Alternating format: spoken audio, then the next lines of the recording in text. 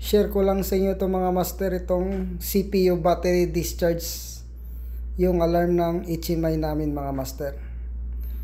So dito mga master, yung tiningnan ko yung electrical cabinet ay dito nagkakaroon ng problema sa BNR na CPU mga master.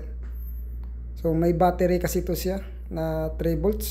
So ito yung bago na ipapalit ko mga master. Kasi kung hindi ko to papalitan mga master ay delikado to dahil nagpapatay kami ng power supply dito. So yung pagtatanggal nito ay hihilain mo lang to. Ayan, tumalo na, nauna na, natanggal. So kung makita nyo master, nag-error yan ng battery. Ngayon salpakan natin ng bago. So ito na yung bagong battery mga master.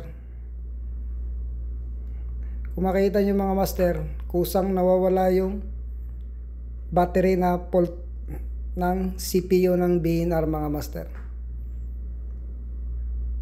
So ito yung mga delikado mga master pag nadidrain yung battery nito tapos nag power off kayo ng machine.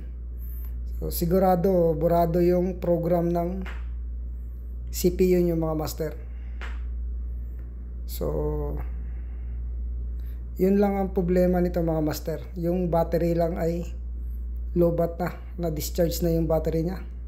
So thank you mga master sa mga nanonood sa video na to.